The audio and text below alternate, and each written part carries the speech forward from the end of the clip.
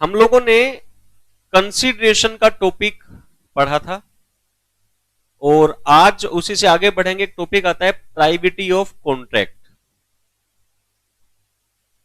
प्राइविटी of contract का मतलब क्या होता है, ध्यान से समझना। जैसे मान लो ए और बी दो पार्टी हैं, या ए और बी को छोड़ो, लाइव एग्जांपल लेते हैं।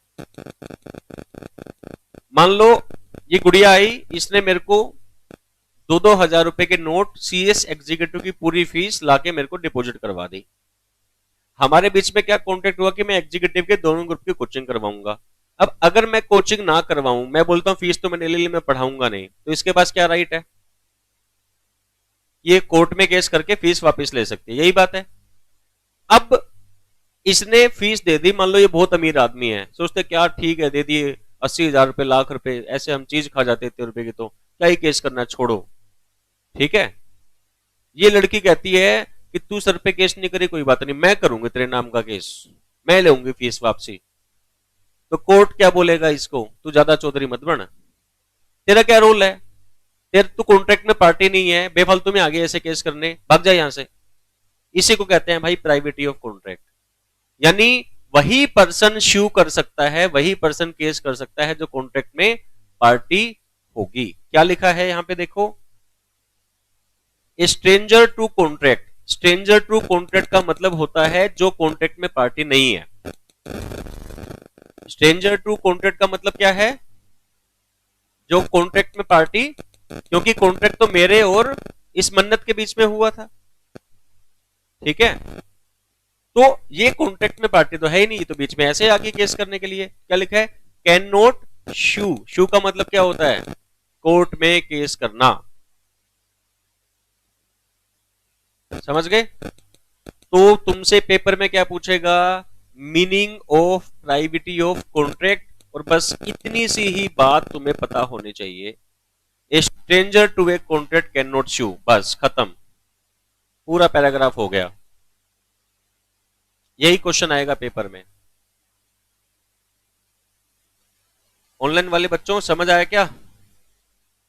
ए stranger to a contract can not sue, both under the, ये फालतू की बात है, आगे बता रहा हूं बस एक बार, पेपर में कुछ पूछेगा नहीं।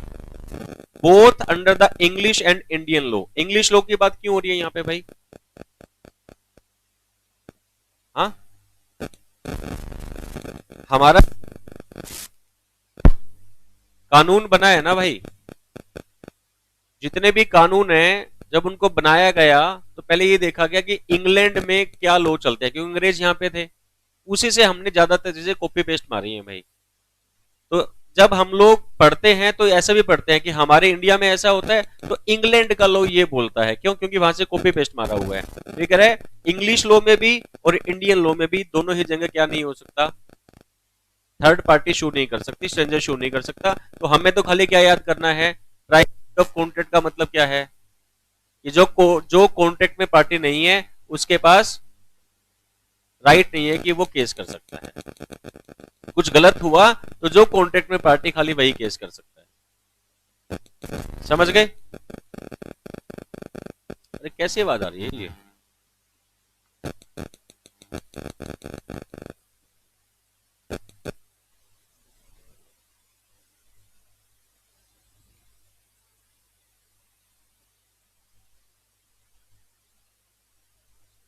अच्छा, एक बात ये भी अंडरलाइन कर लेना भाई, a person who is not a party to a contract can not sue upon it even though the contract is for his benefit. Basic उसके फायदे की बात हो रही थी, लेकिन कॉन्ट्रैक्ट में शू खाली कौन कर सकता है? जो पार्टी है। जो पार्टी नहीं है कॉन्ट्रैक्ट में वो क्या नहीं कर सकता, शू नहीं कर सकता है। Okay, kind of consideration skip कर देना।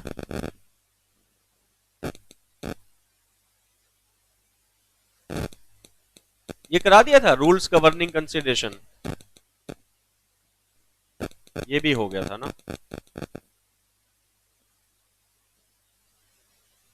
ओके,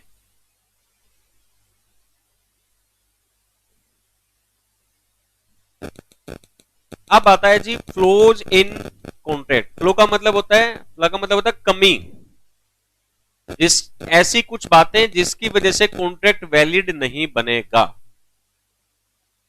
ऐसी बातें जिसकी वजह से कॉन्ट्रैक्ट वैलिड नहीं बनेगा।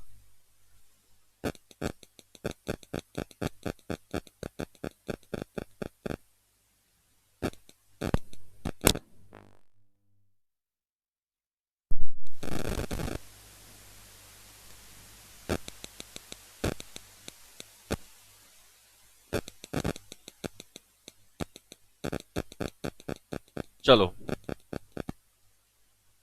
पूछता हूं आपसे, कल सिखाया था मैंने आपको ये वॉइड एग्रीमेंट और वॉइडेबल कॉन्ट्रैक्ट। वैसे तो दोनों अलग अलग चीजें हैं। कौन बताएगा? हाँ प्रिया तुम बताओ, वॉइड एग्रीमेंट क्या होता है?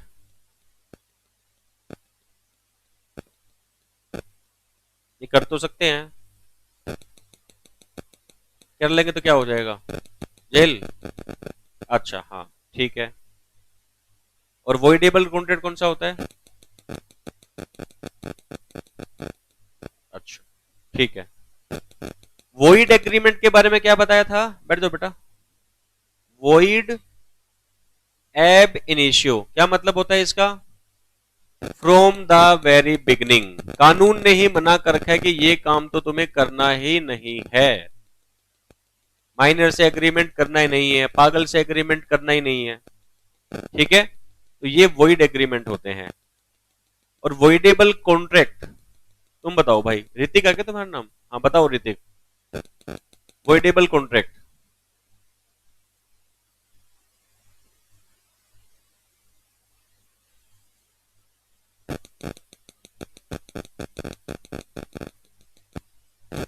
वो तो वॉइड कॉन्ट्रैक्ट बताया था। वॉइडेबल कॉन्ट्रैक्ट कल सिखाया था ये मैंने।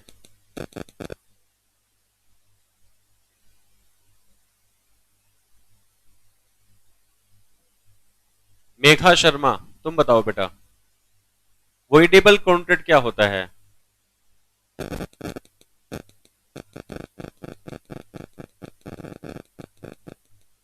बहुत बढ़िया, शाबाश, बैठ जाओ। वॉइडेबल कॉन्ट्रैक्ट क्या बताया था कि अगर किसी को डरा के, धमका के या अदर किसी चीज का यूज करके हमने उसको फोर्स करके क्या कर लिया, कॉन्ट्रैक्ट में एंटर करवा लिया, तो एग्रीड पार्टी क्या कर सकती थी? कोर्ट में जाके उसको कैंसिल भी करवा सकती है या चुपचाप घर बैठ के उसको वैलिड भी बना सकती है। तो वॉइडेबल कॉन्ट्रैक्ट क्या है? जिसको वॉइड किया जा सकता है लेकिन वो मर्जी किसकी चलेगी? एग्रीव्ड पार्टी, पीड़ित पक्ष की चलेगी भाई, ठीक है? तो void agreement is one which is destitute of all legal effect, या ऐसे बोल सकते हैं void agreement is one जिसका कोई लीगल इफेक्ट नहीं होता, मतलब वो एग्रीमेंट बना ही नहीं। जैसे माइनर से एग्रीमेंट किया तो जीरो वैल्यू है, कुछ है ही नहीं, वो उसका कुछ लीगल इफेक्ट ही नहीं होगा। It can not be enforce and confer no right on either party, इसको एनफोर्स नहीं करा सकते और किसी पार्टी को कोई राइट नहीं मिलता है। और सच में बोले तो ये कॉन्ट्रैक्ट है ही नहीं।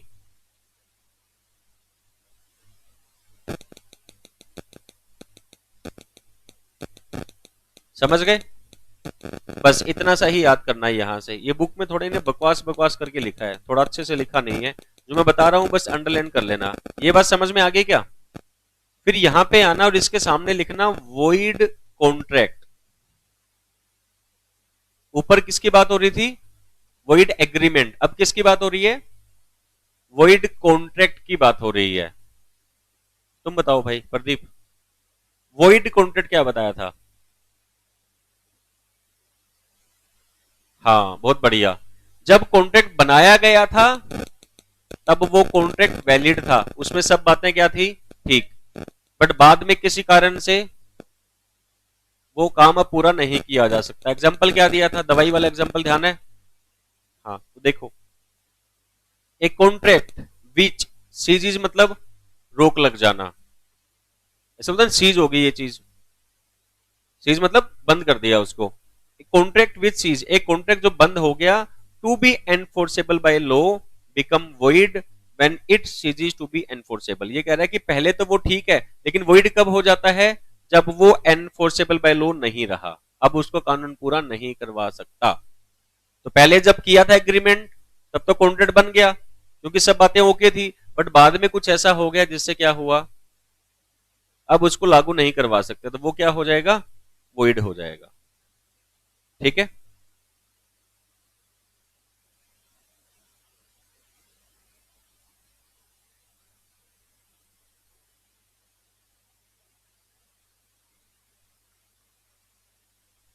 इसको चाहो तो पढ़ लेना, वॉइडेबल कॉन्ट्रैक्ट के बारे में बताया है लेकिन अच्छे से नहीं बताया है। ये क्या कर रहे हैं? An agreement which is enforceable by law at option of one और मोर पार्टी। वन पार्टी कौन है यहाँ पे? Aggrieved party. वो चाहे तो उसको क्या कर सकता है? लागू करवा सकता है, और चाहे तो उसको कैंसिल करवा सकता है। तो ऐसे कॉन्ट्रैक्ट को क्या बोलते हैं? Voidable contract. कल बताया था आप लोगों को मैंने, ये ध्यान है क्या?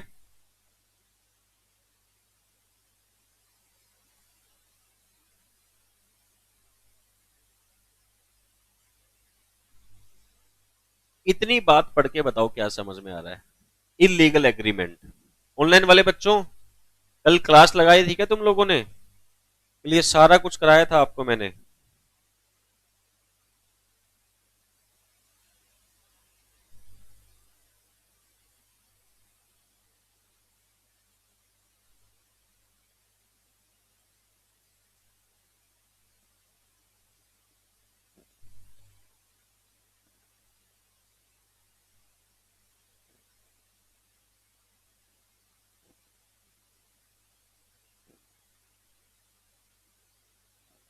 बताओ क्या समझ आया?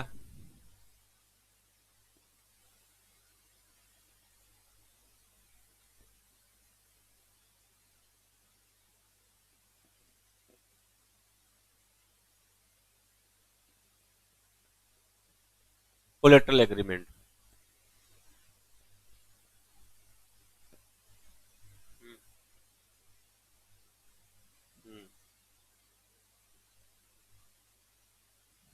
उल्टा नहीं बोल रहा, बोल तो सही रहा है ये, लेकिन ये वॉइड एग्रीमेंट बता रहा है, हम इलीगल एग्रीमेंट की बात कर रहे हैं। डूबेंगे क्यों? अरे भाई ये वॉइड की बात कर रहा है। हाँ, तू तो इलीगल कर रहा है, ये सही बोल रहा है, तू भी सही बोल रहा है, बट ये कुछ और बोल रहा है, तू कुछ और बोल रहा है। देखो, इलीगल एग्रीमेंट क्या बताया था? बैठो। ए ने बी को सुपारी दी है 2 लाख रुपए की कि जाके डी को मार दे। तो ए और बी के बीच में एग्रीमेंट हुआ, लेकिन कैसा है? इलीगल है। लेकिन ए के पास पैसे नहीं थे, उसने सी से उधार लिए हैं, भाई एक बार 2 लाख रुपए दियो, बी को देने हैं सुपारी के लिए। तो ये जो एग्रीमेंट है इसको क्या बोलेंगे? Collateral agreement. और ये कोलेट्रल भी क्या होगा? कोर्ट में लागू नहीं करवाया जा सकता अगर ये वाला इलीगल है तो। लेकिन अगर ऐसा होता कि ए ने बी जो माइनर है इसके साथ एग्रीमेंट करना था, इससे कोई प्रॉपर्टी बाय करनी है, और इसने सी से पैसा लिया कि भाई मेरे को एक बार पैसा दे दे, मेरे को सी से को प्रॉपर्टी लेनी है, तो ये तो वॉइड है ये एग्रीमेंट, लेकिन ये वैलिड है कोलेट्रल वाला। यानी वॉइड का कोलेट्रल क्या है? वैलिड। और इलीगल का कोलेट्रल क्या है? वो वैलिड नहीं होगा, उसको कोर्ट से एनफोर्स नहीं करवा सकते। तो ये कह रहे हैं illegal agreement is the one which like the void agreement has no legal effect. यानी इसका तो लीगल इफेक्ट है ही नहीं, ये जाके बोल सकता है मैंने पैसे दिए थे उसको मार देगा, मारा नहीं, अब कुछ काम करवा वो हमारा नहीं। बट ये क्या कह रहा है? Further transaction collateral to it, यानी इसके कोलेट्रल कोई ट्रांजेक्शन हुई तो वो भी क्या होगा? Become tainted with illegality and therefore not enforceable, इसको भी एनफोर्स नहीं करवाया जा सकता। तो यहां पे ये ऐसा कहना चाह रहा है कि अगर आपने कोई इलीगल एग्रीमेंट किया है और उसको पूरा करने के लिए कोई और एग्रीमेंट किया जिसको हम क्या कह रहे हैं? कोलेट्रल एग्रीमेंट, तो उस कोलेट्रल एग्रीमेंट को भी कोर्ट से एनफोर्स नहीं करवाया जा सकता। लेकिन अगर आपने वॉइड एग्रीमेंट करने के लिए कोई कोलेट्रल एग्रीमेंट किया था, वो एनफोर्सेबल होता है, उसमें दिक्कत नहीं होगी। यानी इलीगल का जो कोलेट्रल होगा वो एनफोर्स नहीं हो सकता है कोर्ट में। समझे?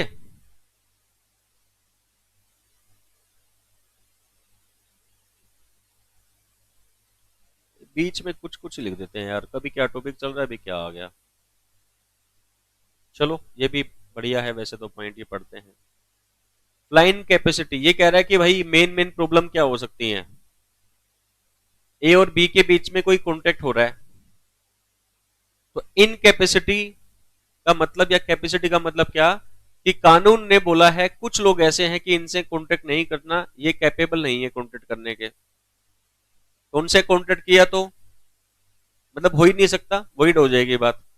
तो कौन कौन पर्सन है देखिएगा भाई, जिनसे हम कॉन्ट्रैक्ट नहीं कर सकते। तीन लोग हैं। माइनर, माइनर कौन होता है, 18 साल से कम। तो कानून कहता है 18 साल से कम उम्र के लोगों के साथ आप कोई भी एग्रीमेंट ना करें।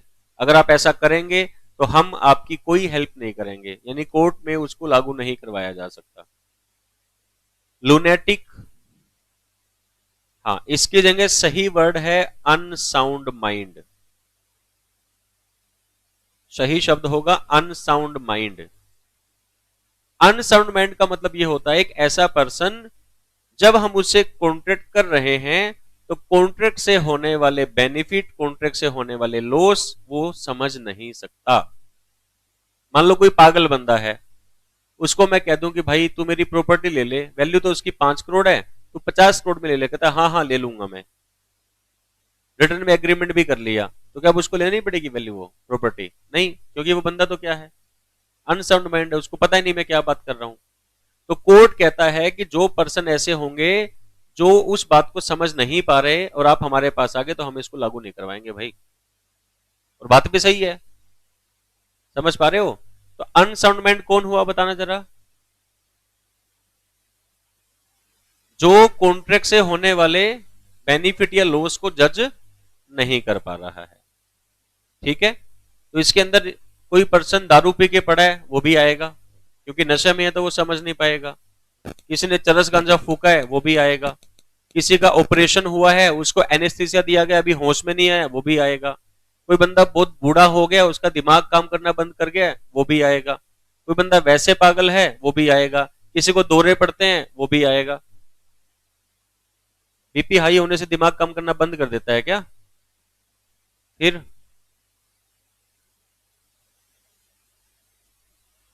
तेरा भी बीपी हाई हो रहा है क्या? फिर ऐसी ऐसी बातें क्यों कर रहा है? हम्म? तो आप मेरी बात को समझ पा रहे हो? एक बात और समझना, मान लो ये जो बालक है ये कभी कभी पागल हो जाता है। अभी ठीक बैठा है, एकदम से दौरा पड़ गया, 1 महीने के लिए पागल हो गया, फिर ठीक हो गया, फिर पागल हो गया। तो अगर मान लो ये अभी ठीक है, फिर पागल हो गया यहाँ पे, फिर ठीक है, फिर पागल हो गया यहाँ पे, फिर ठीक है, फिर पागल हो गया, तो जहां जहां ये ठीक था वहां वहां तो ये कॉन्ट्रैक्ट कर सकता है, और जब जब ये पागल हो रहा है उस समय पे ये एग्रीमेंट नहीं कर सकता है। यानी हमें ये देखना है कि at the time of making the contract person का माइंड साउंड है कि नहीं है। हमेशा दिमाग कैसा रहता है? अब कोई बंदा मान लो शराब पी के नशे में है, तो क्या हमेशा नशे में ही होता है वो? तो जब वो सही होगा तब तो कॉन्ट्रैक्ट करेगा ना। उसका माइंड सही था नहीं था ये कब चेक करना है? जब कॉन्ट्रैक्ट हो रहा है उस समय की बात है। मूनलाइट, ये कौन है भाई? लेकिन सी को पता ही ना हो कि एक किसी इलीगल एक्टिविटी के लिए पैसे ले रहा है, तो ये सिचुएशन में क्या मानी जाएगी? तो भाई ये मानी जाएगी कि सी को अपने पैसे वापस मिल जाएंगे। मैंने वर्ड यूज किया था कोलेट्रल एग्रीमेंट। ये पूछ रहे ये वाला केस इधर, कि ए ने बी को 2 लाख रुपए सुपारी दी है डी को मारने के लिए, उधार मांगे किससे? सी से। अगर जाके मैं ये बोलता सी को, मान लो ये ए मैं हूं, भाई मेरे को बहुत ज्यादा जरूरी है, हमारे घर में कोई बीमार है उसका इलाज कराना है, 2 लाख रुपए दे दे, और मैंने लाके वो किसको दे दिए? बी को, जाके डी को मार दो, तो सी को तो पता ही नहीं ये बात, तो इसका मतलब इसको हम कोलेट्रल एग्रीमेंट मानेंगे ही नहीं। कोलेट्रल का मतलब ही क्या होता है? सहायक, जो इस काम को पूरा करने के लिए इसने यूज किया है, तभी कोलेट्रल होगा। अभी अगर उसको सी को पता नहीं है तो सी को पैसे पूरे मिल जाएंगे वापस, कोई दिक्कत वाली बात नहीं है भाई। हाँ जी, समझ आ गया? तो माइनर और लुनेटिक, ये क्लियर हुआ। माइनर से एग्रीमेंट क्यों नहीं करना? क्योंकि कानून मानता है 18 साल से कम उम्र के बालक होंगे तो उनको समझ नहीं होती चीजों की अभी, इसलिए हम उसको क्या नहीं मानेंगे, वैलिड नहीं मानेंगे। ठीक है, लुनेटिक समझ आ गया। Person disqualified from contracting by any law to which they are subject. अब आप इंडिया में रहते हो तो इंडिया में बोला गया है इनसोल्वेंट पर्सन। इनसोल्वेंट कौन होता है? दिवालिया। क्या मतलब होता है दिवालिया का?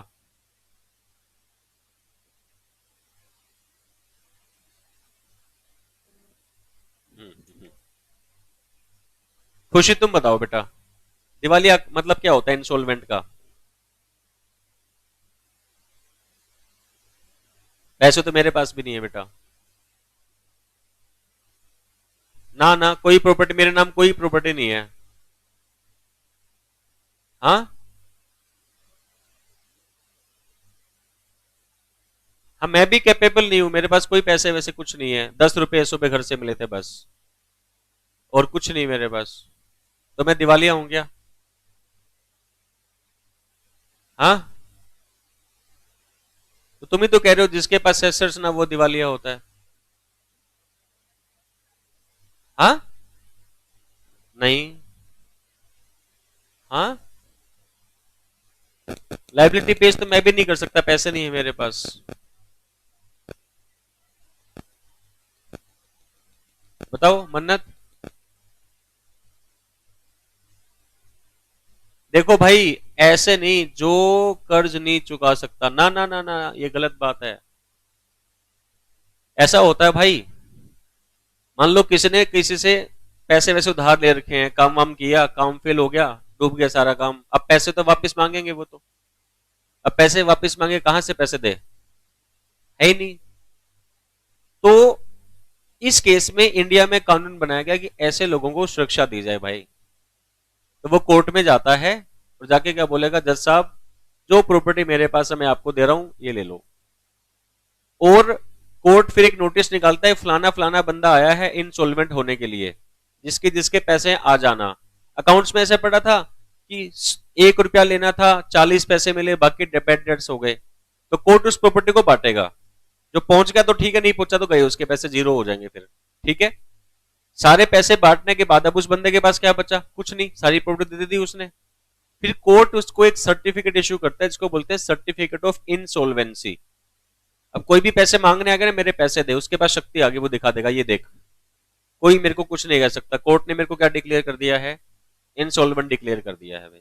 ठीक है, तो इंसॉल्वेंट हो गया और मैं उससे कोई कॉन्ट्रैक्ट कर लूं और कल को वो पैसे ना दे, अब मैं उस पर केस कर दूं, तो वो क्या करेगा? शक्ति निकाल लेगा वो तो भाई, देख कोर्ट ने मेरे को ये शक्ति दे रखी है, कोई मेरे से कुछ कह नहीं सकता। तो इसलिए क्या बोला गया, इंसॉल्वेंट से कॉन्ट्रैक्ट करना ही नहीं है भाई।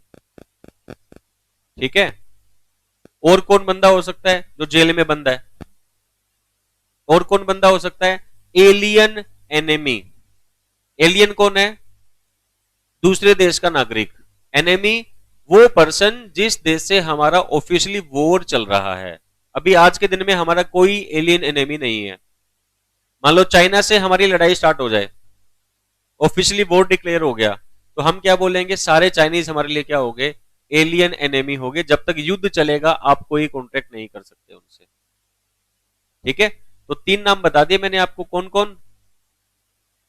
इंसॉल्वेंट, एलियन एनेमी और प्रिजनर। ठीक है, और भी होते हैं, जैसे जो विदेशी राजदूत होते हैं, राजदूत समझते हो? हाँ, एम्बेसडर्स होते हैं। मान लो रशिया का एम्बेसडर इंडिया में है, तो अगर उस पर कोई केस वेस करना है ना, तो वहां से स्पेशल परमिशन लेनी पड़ती है, ऐसे सीधे नहीं कर सकते।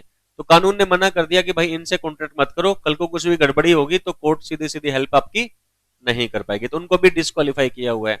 तो ऐसे कुछ बंदों की लिस्ट है कि ये डिस्क्वालीफाई है, इनसे हमें क्या नहीं करना? एग्रीमेंट करना ही नहीं है भाई, कॉन्ट्रैक्ट करना ही नहीं है। समझ गए? तो ये देखो सेक्शन 11 क्या कहता है, every person is competent to contract. Competent मतलब योग्य है, हर पर्सन वो कॉन्ट्रैक्ट करने के योग्य है।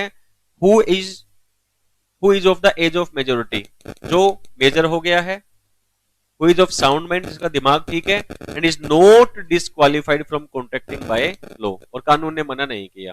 ये तीन ही बातें होगी कि माइनर नहीं कर सकता, लूनेटिक नहीं कर सकता, और पर्सन डिस्क्वालिफाइड बाय लॉ ये भी नहीं कर सकता है। और अगर वैलिड कॉन्ट्रैक्ट बनाना है, लिखा है ना, देखो, a valid agreement requires that both the parties should understand the legal implication of their contract, मतलब इन दोनों में से कोई भी नहीं होना चाहिए। अगर दो पार्टी हैं, दो पार्टी में से कोई भी माइनर है, लूनेटिक है, पर्सन डिस्क्वालिफाइड बाय लॉ है, तो ये वैलिड नहीं हो सकता भाई। सेक्शन 11 कर लोगे ना? लूनेटिक एग्रीमेंट सेल्फ रीडिंग कर लो भाई, ऐसे बकवास, मतलब बकवास तो क्या, समझा ही दिया ना तुम्हें। लूनेटिक से एग्रीमेंट कर सकते हैं क्या? क्यों? अनसाउंड माइंड का है तो सिंपल लिख दो, lunatic agreement equal to void agreement, बातें खत्म, बस करना ही नहीं कुछ बात। लिखा है ना, a person of unsound mind can not enter into a contract, A lunatic agreement is therefore void. आप रीड कर लोगे तो समझ में आ जाएगा आपको।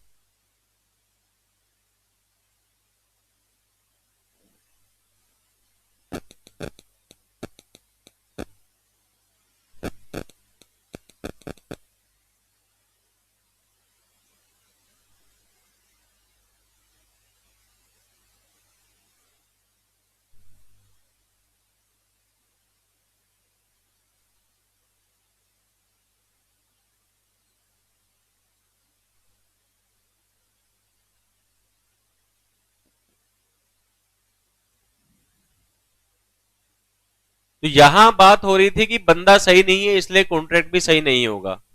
फिर आता है जी कंसेंट। कंसेंट मतलब सहमति, तो कंसेंट शुड बी फ्री।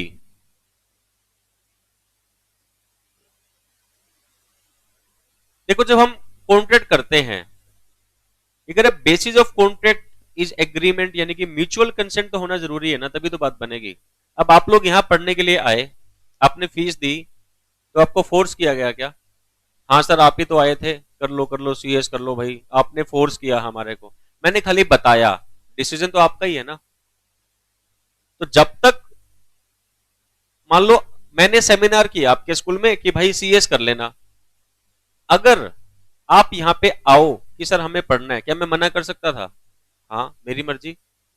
और आपको मैंने बता दिया, तो क्या आपको पढ़ना जरूरी है कि भाई सेमिनार किया तो तुम्हें सीएस करना ही पड़ेगा? नहीं, दोनों की अपनी अपनी मर्जी थी, तभी काम हुआ कि नहीं हुआ। दोनों की म्यूचुअल कंसेंट है। कोई भी काम करेंगे, मान लो मैं कहता हूं भाई ये मोबाइल खरीद लो, ये मोबाइल खरीद लो 10 लाख रुपए में, अब तुम चाहते नहीं हो, मैं कह रहा हूं ना खरीदना पड़ेगा, बन जाएगा एग्रीमेंट? नहीं, कब बनेगा? जब मैं बेचना चाहूंगा और आप खरीदना चाहेंगे। जब तक म्यूचुअल कंसेंट नहीं होगी तब तक एग्रीमेंट हो ही नहीं सकता। पता है ये बात आप लोगों को? तो भाई ये जो कंसेंट है ना, ये होनी कैसे चाहिए? फ्री होनी चाहिए,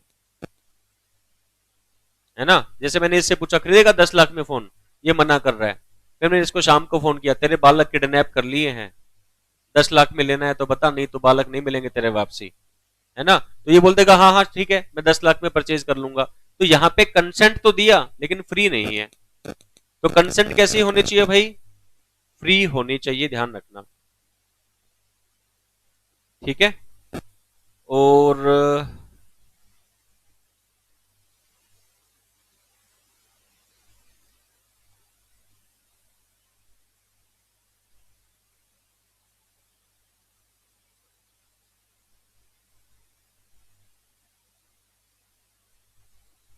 ये ले, खाली कर दे पिज्जा।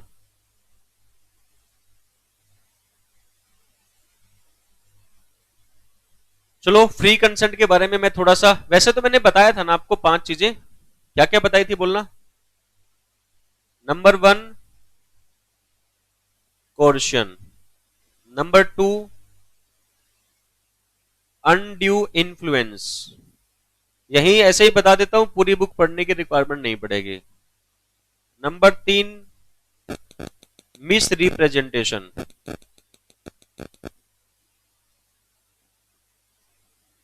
नंबर 4 फ्रॉड, और नंबर 5 मिस्टेक।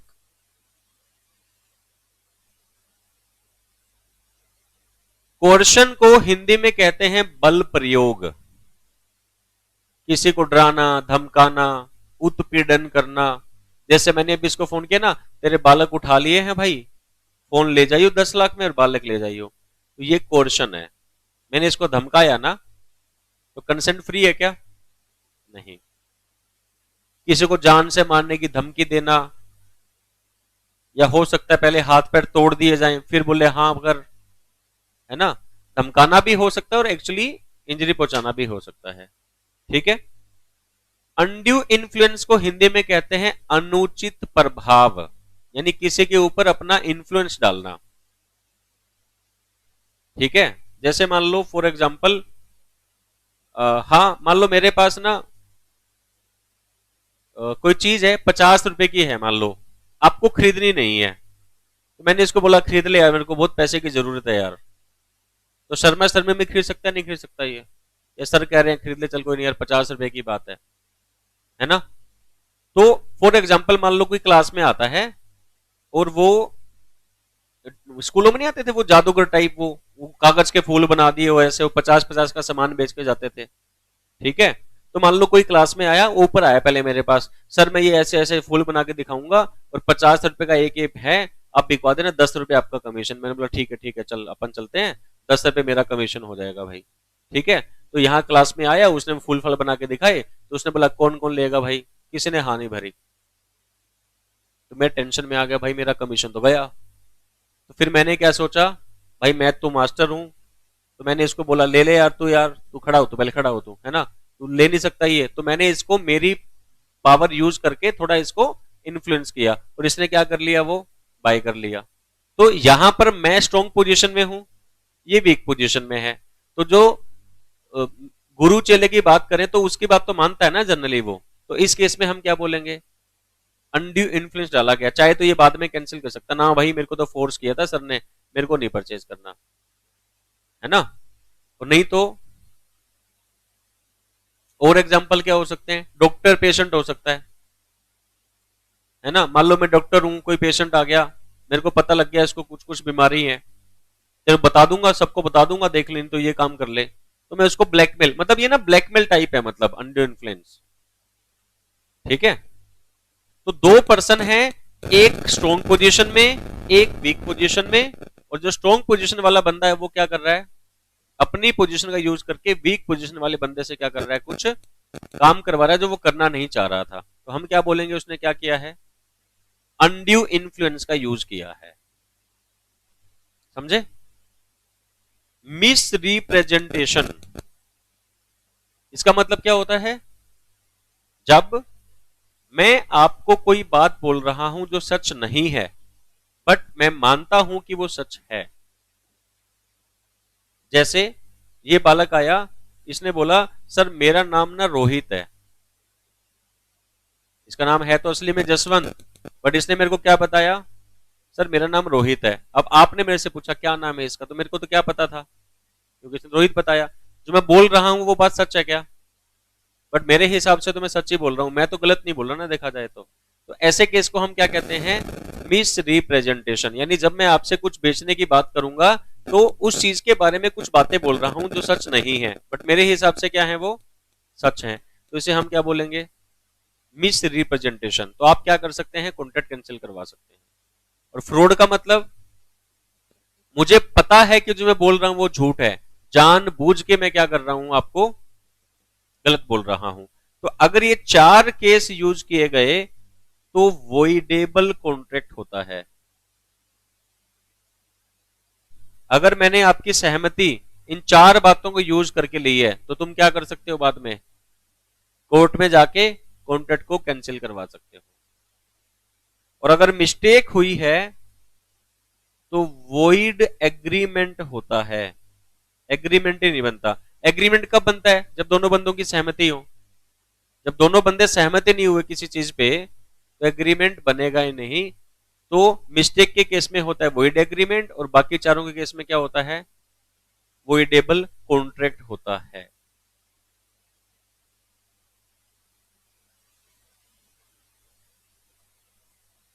ये क्या लिखा हुआ है यहां पे, कंसेंसस एड आइटम, क्या बताया था इसका मतलब? Meeting of mind on same thing in same sense, बताया था ना कि दोनों बंदों का माइंड एक ही बात पे एक ही चीज के लिए मिलना चाहिए तभी एग्रीमेंट बनता है ना? तो कंसेंट की बात हो रही है, कंसेंट होनी चाहिए और होनी भी कैसी चाहिए? फ्री कंसेंट होनी चाहिए भाई। ये लिखा ना यहाँ पे देखो, consent is not free when it has been caused by coercion, undue influence, misrepresentation, fraud और मिस्टेक। यानी अगर पांच में से किसी भी एक बात का यूज किया गया है तो उसे हम क्या कहते हैं? ये वॉइड, सॉरी ये वैलिड, फ्री कंसेंट नहीं है। कोई पूछेगा फ्री कंसेंट कब नहीं होती? जब ये पांच में से किसी एक को यूज कर लिया। फ्री कंसेंट कब होगी? जब इन पांचों में से किसी को भी यूज नहीं किया गया है। समझ गए?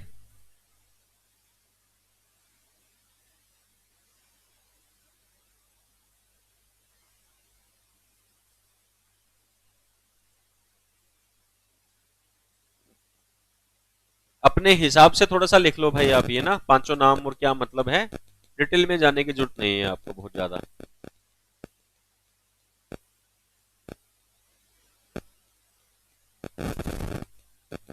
अब ये कोर्शन भी पढ़ लेना, अनड्यू इन्फ्लुएंस पढ़ लेना, और फ्रॉड और मिस रिप्रेजेंटेशन पढ़ लेना।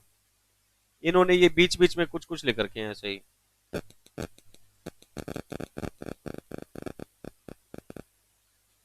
और ये भी टिक कर लो भाई, वॉइड और इलीगल कॉन्ट्रैक्ट, ये सिखा दिया आपको।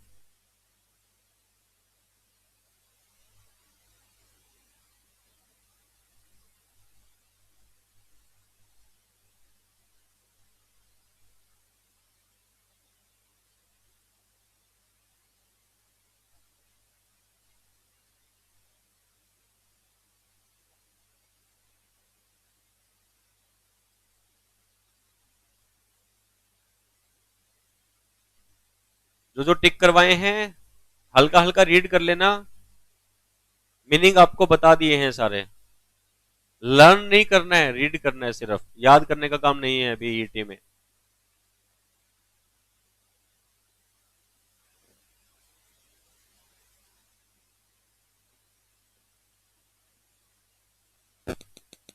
जो आपका नाम क्या बताया था आपने बेटा? साहिल। आप यहाँ पीजी में रह रहे हो अभी या अप डाउन कर रहे हो? मैं ये चाह रहा था कि जो बच्चे अभी नए आए हैं उनके लिए सुबह 8 बजे में मैं क्लास स्टार्ट कर लूं, थोड़ा एक्स्ट्रा काम करवा दूं। बोलो सर, क्वेश्चन एंड इन्फ्लुएंस इनके सेक्शन याद करने हैं ना बेटा, सेक्शन याद नहीं करने, सेक्शन की जरूरत नहीं है।